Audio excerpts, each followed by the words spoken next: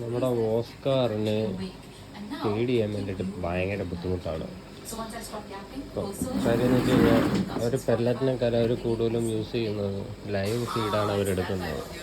അപ്പോൾ അങ്ങനെ വരുമ്പോഴത്തേക്ക് ഞാൻ ഇപ്പോൾ കൊടുക്കുന്ന പ്രോറിച്ചിൻ്റെ അരോണയ്ക്ക് കൊടുക്കുന്ന ഫുഡാണ് ഇത്. ഓസ്കാറും കണക്ക് തന്നെ നമ്മളെ പാരറ്റും നല്ല രീതിക്ക് കഴിക്കുന്നുണ്ട്. ആവശ്യം കാര്യങ്ങളൊന്നുമില്ല. അപ്പോൾ ലൈവ് ഇപ്പോഴത്തെ ബുദ്ധിമുട്ടായതുകൊണ്ട് അവരിത് കാര്യമായിട്ട് എടുക്കുന്നുണ്ട്. ലൈവ് നമുക്ക് ചെമ്മീനൊന്നും ഇപ്പോൾ കിട്ടാനില്ല. ഇത് തന്നെ ഇപ്പോൾ ഗോൾഡ് വാഷ് ഇത്തിരി ബുദ്ധിമുട്ട്.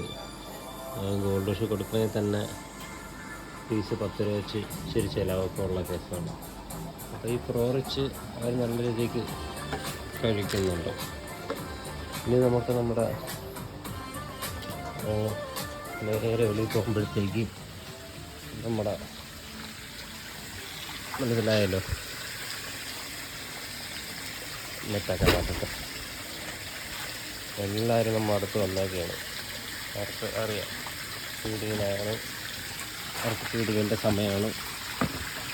കുറച്ച് ഫുഡെടുത്ത് കയ്യിൽ വെച്ചെടുക്കാം. അവർ നല്ല രീതിക്ക് എടുക്കുന്നുണ്ട്.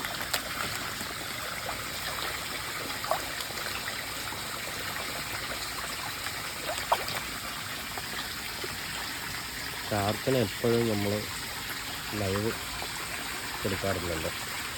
പെല്ലറ്റ് തന്നെ അവർ എപ്പോഴും കഴിക്കുന്നതാണ്. അത്യാവശ്യം കൂടിയ പെല്ലറ്റ്, എപ്പോഴും ടൈപ്പ് പെല്ലറ്റൊക്കെ അവർ നല്ല രീതിയിൽ ഫീഡെടുക്കുന്നതാണ്. ഇപ്പോൾ ഞാൻ 2 നേരമാണ് ഫീഡ് എടുക്കുന്നത്. ഇവർക്ക് ഡെയിലി ഫീഡ് ഞാൻ കൊടുക്കുന്നുണ്ട്.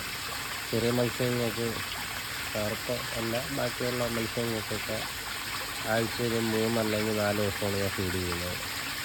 നമ്മൾ ഓവർ ഫീഡായി പോയാലും ഇവർ ഡെഡാവാൻ ചാൻസ് കൂടുതലാണ്. ഓക്കെ, ഇത് നമ്മളെ വളർത്തു മത്സ്യങ്ങളാണ്. ഇതിൻ്റെ അകത്ത് നട്ടർ, പിലാപ്പി അങ്ങനെയൊക്കെയുള്ള കുറച്ച് ഐറ്റംസ് ഇതിൻ്റെ അകത്തുണ്ട്. അവർ നല്ല രീതിക്ക് ഫീഡ് എടുക്കുന്നുണ്ട്. ഈ ഫീഡ് തന്നെ ഞാൻ അവർക്ക് കൊടുക്കുന്നത്. അപ്പോൾ ഫീഡ് ഏതൊക്കെ വേണം, ഇങ്ങനെയൊക്കെ വേണമെന്നുണ്ടെങ്കിൽ നമ്മളുമായിട്ട് ബന്ധപ്പെട്ട് കഴിഞ്ഞാൽ നമ്മളെടുത്ത് തരുന്നതായിരിക്കും. ഫീഡ് ഓവർ ഫീഡ് ആവാതെ ശ്രദ്ധിക്കണം. ഫിഷ് എല്ലാം നമ്മളെ തന്നെ ഉണ്ട്. അപ്പോൾ ആർക്കും വേണമെന്നുണ്ടെങ്കിൽ ഉണ്ടാവും, നമുക്കെടുക്കാം.